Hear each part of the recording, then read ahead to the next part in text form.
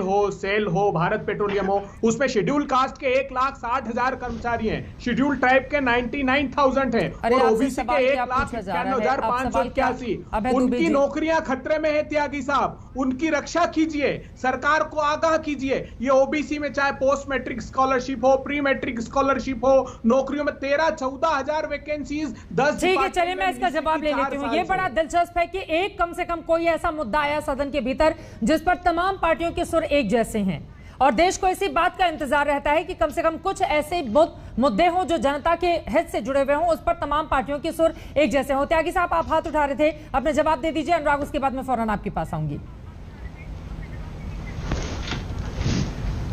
चित्रा जी, मैं अपने मित्र अभय दुबे जी को बताना चाहता हूं कि मैं सोनिया जी का जिक्र कर चुका कि सभी दलों को, समाज के सभी वर्गों को, पर्टिकुलरली सोनिया जी को, मद्रास हाई कोर्ट को, आपको भी, मैं सभी को कह रहा हूं। लेकिन 1993 से पहले क्यों नहीं पिछड़ों के बारे में आपने कोई भी कदम उठाया?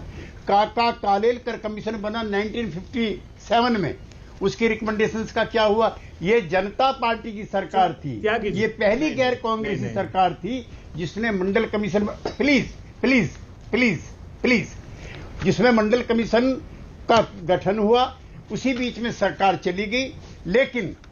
लेकिन जब वीपी सिंह आए, उन्होंने मंडल कमीशन की अनुशंसाएं लागू की। उस समय इनकी पार्टी भी विरोध में थी और हमारी जो मित्र पार्टी थी उसने भी समर्थन वापस ले लिया। Please please please please please. उसके बाद यह मामला कोर्ट में गया। राम जेठमलानी जी हमारे वकील थे, उन्होंने 1993 में अदालत से यह तय कराया कि मंडल कमीशन की अनुशंसाएं ठीक है और लागू होनी चाहिए। तो उसमें आपकी पार्टी का क्या योगदान है मुझे पता नहीं पड़ा।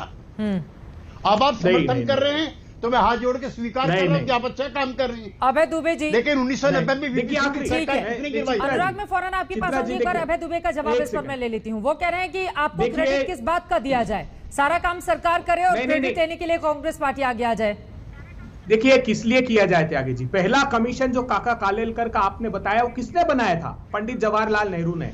लेकिन उसमें जो कमीशन के एक मेंबर थे चौरसिया जी, उनका 84 पेज का डिसेंट था, 84 पेजेस का डिसेंट था। आप जानते हैं इस बात को। उस जो एकमात्र ओबीसी के सदस्य थे, उन्होंने 84 पन्नों का एक डिसेंट दिया था कि यह रिपोर्ट ठीक नहीं है, इसलिए उस रिपोर्ट को ऑफिशियली खारिज किया गया। जो आपने मंडल कमीशन की बात की, 2 बार क्या इंदिरा जी ने 80 में कार्यकाल नहीं बढ़ाया उसका बताइए आप, नहीं तो वो लेप्स हो जाता। उसके बावजूद नरसिम्हा राव जी की जब सरकार आई तो हमने 8 सितंबर 1993 को उसका नोटिफिकेशन इशू हुआ। तो इसलिए ये सामूहिक रूप से हम ऑन करते हैं। मैं इसमें ये नहीं कहना चाहता। और जो राजीव गांधी जी का जिक्र किया, राजीव गांधी जी की डिबेट उठाकर देखिएगा पार्लियामेंट की, उन्होंने उन फ्लॉज को बताने की कोशिश की थी। उन्होंने कहा कि हम अगर चाहते हैं व्यापक रूप से भला करना तो ये सुधार होने चाहिए। अरे इतना भला करना सब लोग अगर चाहते थे तो भला हुआ क्यों नहीं? ये भी तो बड़ा सवाल है ना। बार बार आप लोगों की ओर से गिनाया जाता है कि देखिए पिछड़े कहां है, वो समाज में आगे क्यों नहीं बढ़ पाते, अभी भी उनकी दयनीय स्थिति क्यों है? अगर इतना ही भला सभी पार्टियों ने किया है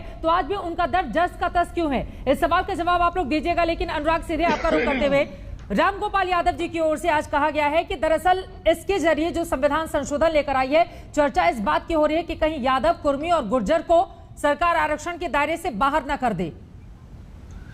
इस बात का डर है आप लोगों को? देखिए, एक चीज तो आपको माननी पड़ेगी कि जो सरकार है दरअसल में तानाशाही सरकार है। ये डरी हुई और सहमी हुई सरकार है। इसे इस बात का एहसास हो गया है कि अब देश के हर वर्ग ने, चाहे ओबीसी हो, चाहे पिछड़ा हो, चाहे अति पिछड़ा हो, चाहे दलित हो या कमजोर वर्ग हो, इसने भारतीय जनता